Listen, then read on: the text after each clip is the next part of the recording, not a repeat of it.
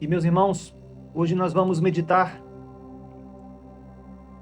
a respeito dessa verdade desconfortável, que é a escravidão do pecado. Hoje nós vamos meditar sobre essa verdade que ninguém gosta de admitir, mas que cada um de nós conhece verdadeiramente bem. Existe dentro de mim, existe dentro de você que me ouve, uma inclinação natural para o erro, para a falha, para o deslize, para o pecado. E essa inclinação natural, ela não é algo que nós aprendemos no dia a dia, não é algo que nós aprendemos na escola, não é algo que nós aprendemos nos nossos círculos de amizade, de relacionamento. Não foi algo que alguém nos ensinou, mas é algo que já está conosco desde que nascemos.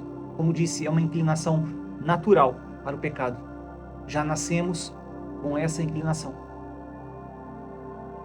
Paulo disse que todos pecamos e por isso fomos destituídos da glória de Deus. A Escritura ela também nos fala em Salmos, capítulo 51, versículo 5, que eis que em iniquidade fui formado e em pecado me concebeu minha mãe.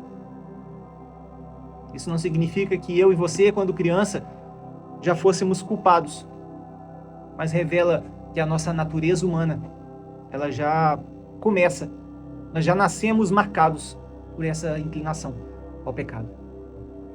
Eu convido você que pode, para que abra a sua Bíblia em Romanos, capítulo 7. Romanos, capítulo de número 7, nós vamos ler a partir do versículo de número 19. Romanos 7, 19 em diante, que diz assim: porque não faço o bem que eu quero, mas o mal que eu não quero, esse eu faço. Mas se eu faço o que não quero, já não sou eu quem faz, e sim o pecado que habita em mim. Assim encontro esta lei: quando quero fazer o bem, o mal reside em mim. Porque segundo o homem interior, tenho prazer na lei de Deus, mas vejo nos meus membros outra lei que, guerreando contra a lei da minha mente, me faz prisioneiro da lei do pecado que está nos meus membros. Miserável homem que sou, quem me livrará do corpo desta morte? Graças a Deus por Jesus Cristo, nosso Senhor, de maneira que eu, de mim mesmo, com a mente, sou escravo da lei de Deus, mas segundo a carne, sou escravo da lei do pecado. Irmãos, aqui o apóstolo Paulo, ele escreve que o bem que nós queremos, nós não fazemos. Mas o mal que não queremos, esse fazemos.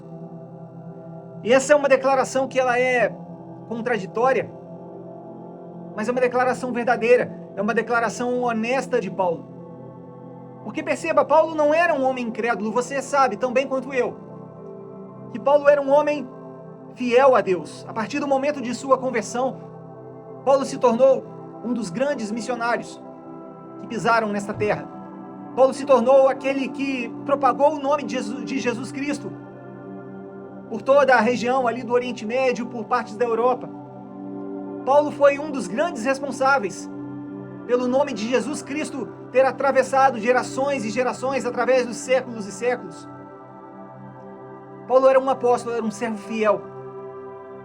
Mas mesmo assim, mesmo sendo fiel a Deus, mesmo sendo missionário que enfrentou perseguições pelo nome de Jesus, Paulo reconhecia através deste texto que havia uma guerra dentro dele. Em Gálatas 5, em outra passagem, versículo 17, Paulo explica essa guerra dizendo que a carne luta contra o espírito e o espírito contra a carne, e estes se opõem um ao outro. E talvez que você que esteja me ouvindo nesta noite, você que esteja assistindo a este vídeo no YouTube, você possa pensar assim: essa guerra também acontece dentro de mim. Porque eu não desejo o mal, mas mesmo não desejando o mal, muitas vezes eu o pratico. Eu só desejo o bem, mas mesmo desejando o bem, nem sempre, ou pior ainda, quase nunca, eu o pratico. E esse conflito que havia dentro do ser do apóstolo Paulo, eu sinto que também existe dentro de mim. E você talvez pense que você sente que talvez também habite dentro de você este mesmo conflito da guerra entre a carne e o espírito. Coisas que se opõem uma à outra. A carne não deseja as coisas do espírito. O espírito não deseja as coisas da carne. E é por isso que Jesus disse para Nicodemos naquela madrugada que era preciso nascer de novo. Aquilo que é nascido da carne é carne. Aquilo que é nascido do espírito é espírito. É como água e óleo que não se misturam. Irmãos, e a Bíblia, ela chama de carne essa inclinação natural ao pecado que eu e você temos, que eu e você nascemos com ela. A carne, ela não é exatamente o nosso corpo físico, mas é a nossa natureza caída. Desde os tempos do Éden, desde os tempos de Adão e de Eva, quando o homem, a criação perfeita do Senhor, decidiu viver de forma independente do Senhor, decidiu viver a parte dos propósitos do Senhor. Isso está escrito em Gênesis capítulo 3. A partir daquele momento, algo foi corrompido dentro de nós. Em Romanos 3, versículo 23, Paulo também declara que todos pecaram e foram destituídos da glória de Deus. E perceba que não são alguns, Paulo aqui deixa claro que todos pecaram. Todos foram destituídos da glória de Deus. Irmãos, não existe alecrim dourado que nasceu do campo sem ser semeado.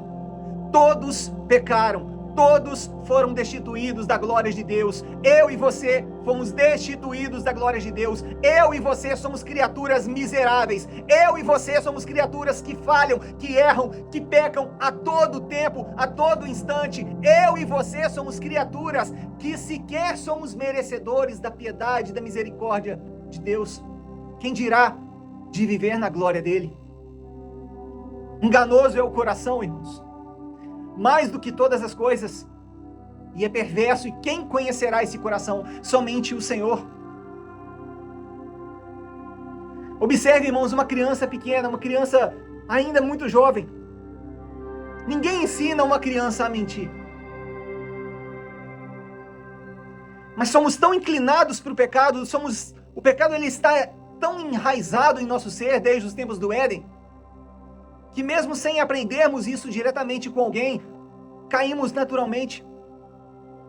Ninguém ensina uma criança a mentir, ninguém ensina uma criança a esconder um erro.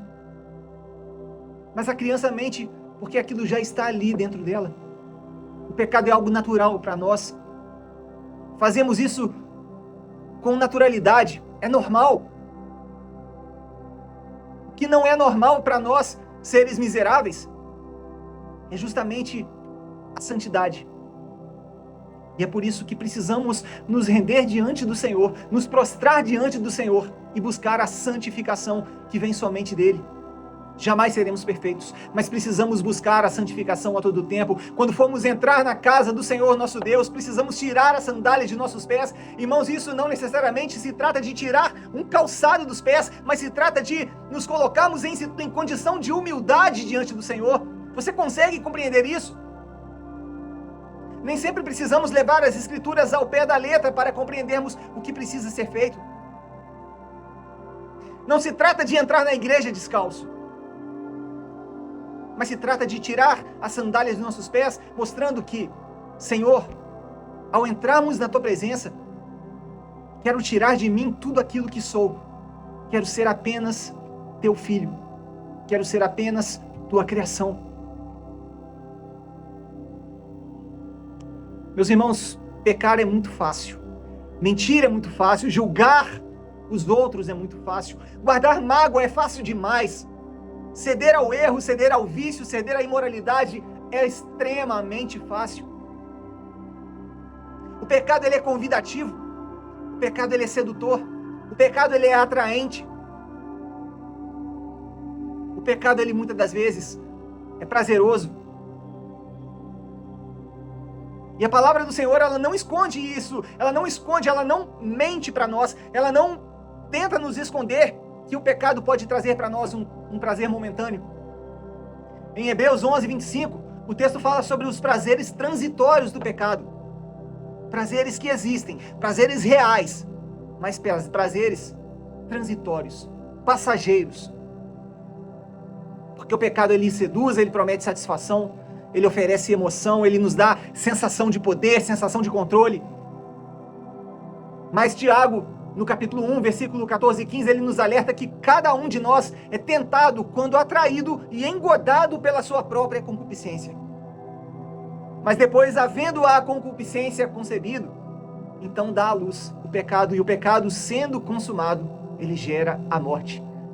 Isso é forte, meus irmãos. O pecado, ele gera a morte. Ele nos oferece alguns momentos, alguns segundos de satisfação, mas nos traz ao mesmo tempo anos e anos, um período longo de culpa, de trevas. O pecado ele tenta nos oferecer algo que pode até se parecer com liberdade, mas o que o pecado entrega verdadeiramente é escravidão, é algema, é cadeia. Mas há poder no nome de alguém para quebrar as cadeias nessa noite. Existe poder no nome de alguém para quebrar algemas nessa noite. Existe poder no nome de alguém para quebrar todas as cadeias e prisões nesta noite. E nesta noite, pelo poder que há no sangue de Jesus, pelo poder que há no nome de Jesus, nós clamamos ao Senhor para que nos liberte de uma vez por todas das cadeias, das algemas, da prisão que o pecado nos coloca. Meus irmãos, por que é que o mundo precisa de leis? Por que é que o mundo, a sociedade, precisa de uma conduta, de um código moral, de um código de ética? Se não tivermos regras, a nossa carne ela sucumbe sem fim. Se não tivermos regras a ser seguidas, a nossa natureza de erro, a nossa natureza miserável, a nossa natureza do pecado, ela nos leva para o fundo do poço. Se não tivermos regras, se não tivermos um código de ética, se não tivermos leis, se não tivermos moral, se não tivermos religiões, se não tivermos um manual de conduta, a nossa natureza humana, ela vai revelar em nós a brutalidade que carregamos.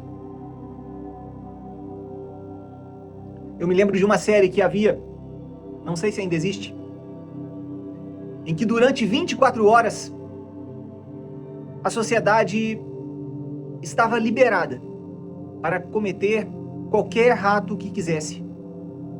E todos os atos praticados naquelas 24 horas não teriam punições.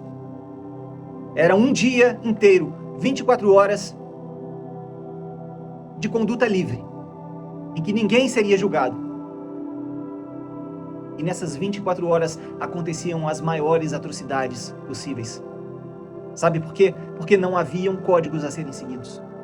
Não haviam regras a serem seguidas, a serem obedecidas, a serem cumpridas. E quando não temos essas regras, mostramos quem verdadeiramente somos. Romanos 7, versículo 18 diz: porque eu sei que em mim, isto é, na minha carne, não habita bem algum. A sociedade, meus irmãos, ela cria limites para nós. A família, ela estabelece valores. A religião, ela nos coloca normas, padrões. Tudo isso contém o comportamento, um comportamento desejável e esperado. Mas nada disso necessariamente transforma o coração. Porque muitos de nós não pecamos, talvez por ter medo das consequências, diferente dessa série que eu mencionei aqui agora há pouco, onde não havia medo das consequências. Muitos de nós não colocam para fora o nosso verdadeiro eu, porque temos medo das consequências. Talvez tenhamos medo de perder a nossa família, o nosso trabalho, talvez tenhamos medo da prisão, talvez tenhamos medo da nossa reputação, o que é que vão dizer de mim?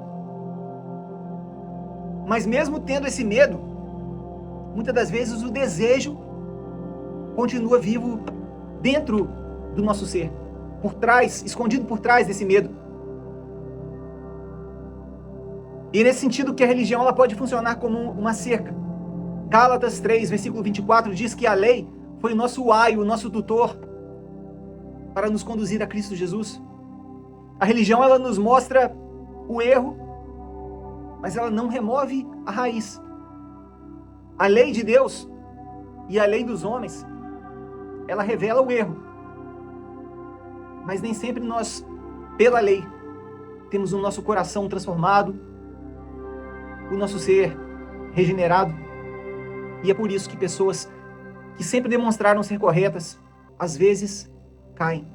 Quantas e quantas vezes nós vimos pessoas que se passavam como exemplos de boa conduta e de repente se viram presos em uma situação da qual todos ficaram chocados. O pecado daquela pessoa, o erro daquela pessoa, não apareceu apenas naquele dia. Na verdade, aquela situação, ela já estava enraizada, já estava contida dentro daquela alma, dentro daquele coração. E de alguma forma, a carne abriu as portas para que aquele erro fosse cometido.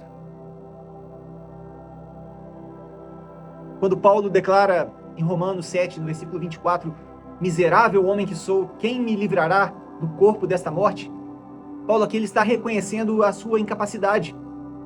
E Paulo aqui ele não pergunta como posso melhorar, ele pergunta quem é que pode me livrar. Paulo aqui ele compreende, ele aceita que o problema não é apenas o comportamento, porque comportamento é raso. Paulo aqui coloca que o problema é a natureza. Jesus também confirma isso quando fala em Marcos 7, versículos 21 a 23, que porque do interior do coração dos homens saem os maus pensamentos, adultérios, homicídios, furtos, todas essas coisas, irmãos, procedem de dentro de nós. O pecado não é apenas o que nós fazemos. O pecado é tudo aquilo que somos quando estamos afastados da presença do Senhor. Enquanto tentarmos, eu e você, resolvermos um problema que é espiritual, apenas com disciplina, apenas com regras, apenas com normas, apenas com condutas, nós continuaremos presos. Nós continuaremos escravos do pecado. Continuaremos escravos do medo. Cristo veio para nos libertar dessa escravidão. Nenhuma condenação há para os que estão em Cristo Jesus, porque a lei do Espírito da vida em Cristo Jesus me livrou da lei do pecado e da morte. Eu vou repetir isso, irmãos. Nenhuma condenação há para aqueles que estão em Cristo Jesus, porque a lei do Espírito da vida em Cristo me livrou da lei do pecado e da morte. A lei do Espírito da vida em Cristo me libertou da lei do pecado e da morte. Nós dissemos lá no início que havia a guerra entre a carne e o Espírito, mas é pela lei, não é pelas normas do mundo, não é pelas regras da sociedade, não é pelo código de conduta da igreja, não é pelas tradições, não é por nada disso que nós somos libertos. Continuamos escravos porque temos ali apenas o medo da nossa reputação, mas somos verdadeiramente livres quando entregamos o nosso ser, o nosso caminho, os nossos passos, os nossos pensamentos, as nossas palavras a Cristo e dizendo: Jesus, toma conta do meu ser. Nenhuma condenação existirá para aqueles que estiverem em Cristo Jesus, porque através de Cristo é que seremos libertos da lei do pecado e da morte. Na cruz, meus irmãos, Jesus ele não tratou apenas das nossas atitudes, mas ele tratou principalmente da nossa raiz. Eu vou citar mais um versículo aqui que está em 2ª carta de Paulo aos Coríntios, no capítulo 5, versículo 17, que diz: se alguém está em Cristo, nova criatura é. As coisas velhas já passaram e eis que tudo se fez novo. Ah, mas o acusador, ele estará ao nosso lado, ele estará ao redor porque ele nos conhece. O acusador, ele estará todo o tempo apontando o dedo na minha e na sua cara para dizermos toda a miséria que um dia nós já praticamos, mas nova criatura é aquele que está em Cristo. Aquele que está em Cristo, ele nasceu de novo. Para todo aquele que está em Cristo, todas as coisas velhas já passaram e eis que tudo se fez novo para quem está em Cristo Jesus. E eu te pergunto, e eu me pergunto, estamos em Cristo Jesus? Estamos deixando para trás todas as coisas velhas? A libertação verdadeira, meus irmãos, ela começa quando nós paramos de confiar em nós mesmos, paramos de sermos obedientes fiéis às regras da sociedade, mas não somos obedientes às regras de Cristo, quando não nos rendemos à graça do Senhor.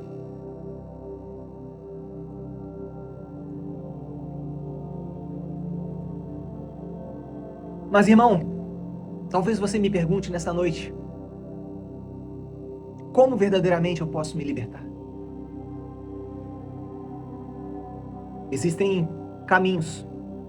O primeiro deles é o reconhecimento sincero do pecado, da culpa, da falha, do erro.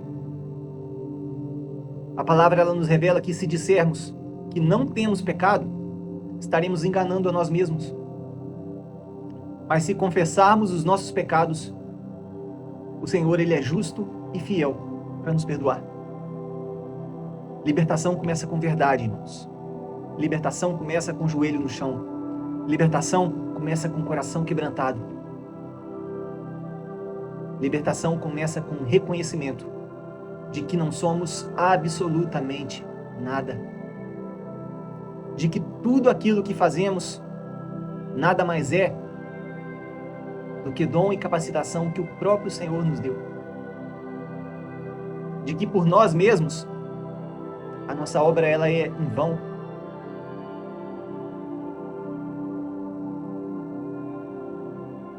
Se dissermos, irmãos, que somos especiais, se dissermos que somos diferentes, se dissermos que somos sem pecados, se dissermos que somos perfeitos, estaremos enganando a nós mesmos, mas não estaremos enganando a Cristo, não estaremos enganando ao Senhor. Mas pelo contrário, Ele espera de nós que nós confessemos os nossos pecados, reconheçamos diante dEle os nossos pecados, porque Ele é justo e fiel para nos perdoar. A mudança de direção ela vem pelo arrependimento. Arrependimento é cortar pela raiz o mal que existe dentro de mim e de você. Arrependimento é cortar o alimento que nos faz ceder. É cortar aquilo que nos alimenta para o pecado. Atos 3, versículo 19, quando Pedro fala para aquele povo: arrependei-vos, pois, e convertei-vos, para que sejam apagados os vossos pecados. O arrependimento ela é a raiz da libertação. O arrependimento é a raiz da conversão. O arrependimento é a raiz da transformação, para sermos novas criaturas. É pelo arrependimento que deixamos para trás todas as coisas velhas e fazemos novas todas as coisas. Devemos sempre, irmãos, nos preocupar em alimentar o nosso espírito daquilo que é necessário. Em Gálatas 5, versículo 16, Paulo nos orienta: andai em espírito e não cumprireis a concupiscência da carne. Quanto mais eu e você alimentamos o espírito com oração, quanto mais eu e você alimentamos o nosso espírito com a palavra do Senhor, quanto mais eu e você alimentamos o nosso ser com a comunhão com Deus, mais a nossa carne se enfraquece. Quanto mais eu e você nos alimentamos das coisas do céu, mais a nossa carne perde força. Quanto mais eu e você alimentamos o nosso espírito, mais a carne, a nossa fraqueza, a nossa inclinação ao pecado deixa de ter força.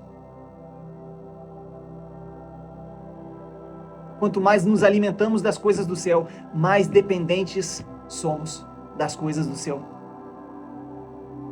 Libertação, meus irmãos. Libertação do pecado, da escravidão do pecado, libertação da escravidão do medo. É processo diário. É morte diária do ego. É morte diária do velho homem. Todos os dias miseráveis somos. Todos os dias precisamos matar o nosso velho eu. Todos os dias precisamos afogar aquilo que nos afasta do Senhor. Todos os dias precisamos nos libertar das algemas do pecado que nos aprisiona.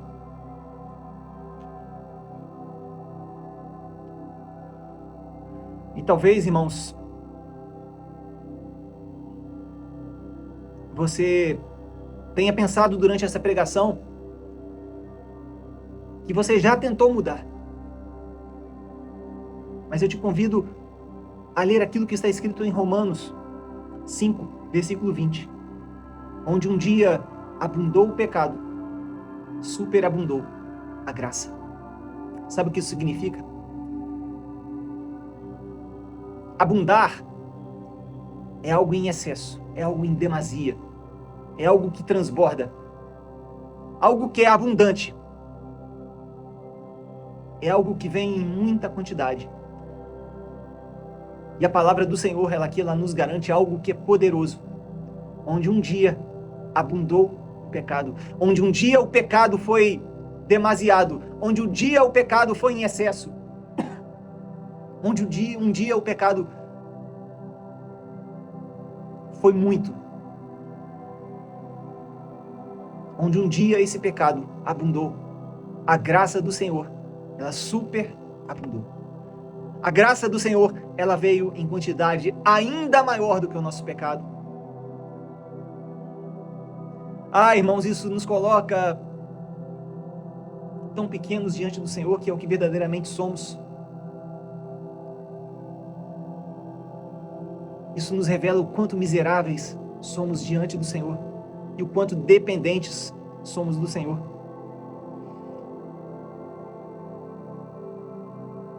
Mas leve uma coisa, irmãos, meu irmão, minha irmã que me ouve nesta noite, leve uma coisa para a sua vida. Em todas essas coisas, ou seja, nas coisas que vêm do Senhor, na superabundância da graça, em todas essas coisas, somos mais do que vencedores, por causa daquele que nos amou. Então pega essa palavra para você, porque existe saída, existe transformação, existe libertação real.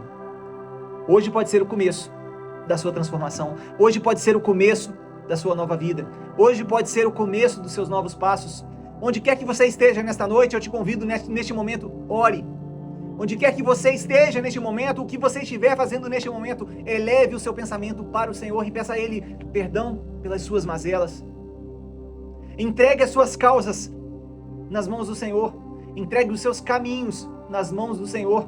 Diga assim para o Senhor: Senhor, miserável eu sou, por tantas vezes pequei, tantas vezes, Pai, eu prometi ao Senhor que não erraria mais e voltei a praticar o mesmo erro, o mesmo pecado, a mesma falha, pois sou miserável, Pai. Mas aqui eu confesso diante de Ti que nada sou sem Ti, Jesus.